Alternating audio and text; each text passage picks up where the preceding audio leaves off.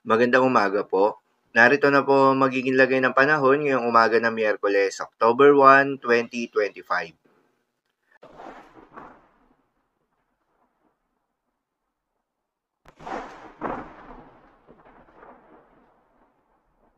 Sa kasalukuyan na tayo sa pag-asa, easterlies o yung mainit na hangin galing sa may karagatang Pasipiko ang patuloy na nakakaapekto sa buong bahagi ng ating bansa, partikular na sa may silangang bahagi. Dahil dito ay asahan yung maulap na kalangitan na may kalat-kalat ng mga pagulan at thunderstorms. Habang sa nalalabing bahagi ng ating bansa ay asahan naman yung generally fair weather condition, mainit at malinsangan na panahon, maliban lamang sa mga pulu-pulo at panandali ang mga pagulan.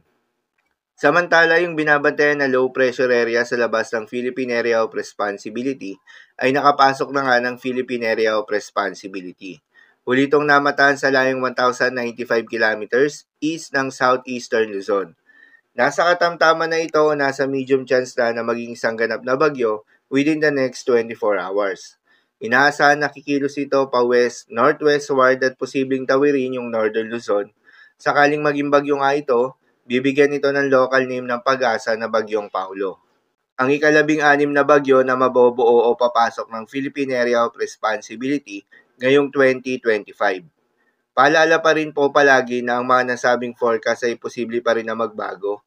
Kaya naman patuloy lamang na magantabay sa mga update nating ilalabas, lalo na ng pag-asa.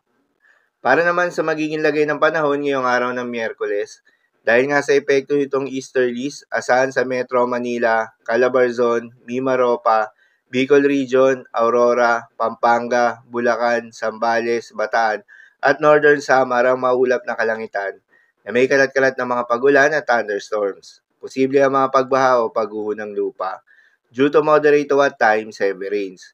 Habang sa nalalabing bahagi pa ng ating bansa, saan naman yung bahagya maulap hanggang sa maulap na kalangitan na may kalat-kalat na mga pagulan o thunderstorms na dulot pa rin ng easterlies. Posible rin na mga pagbaha o pagguho ng lupa during severe thunderstorms. Madalas, nabobo ang mga thunderstorms na ito tuwing hapon o gabi na nagtatagal ng 1 hanggang 2 oras.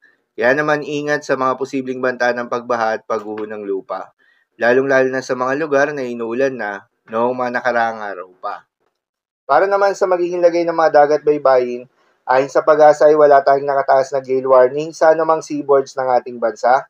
Kaya naman malayang makakapamalaot yung mga kababayan nating mangingisda at yung may mga maliliit na sasakyang pandagat, ngunit iba yung pag-iingat pa rin, lalo na kung meron tayong offshore thunderstorms activity. Asahan yung paglakas ng hangin at kaakibat nito ay pagtaas rin ng mga pag-alon. So, lamang po para sa lagay ng panahon ngayong araw ng Miyerkules. Keep safe, everyone.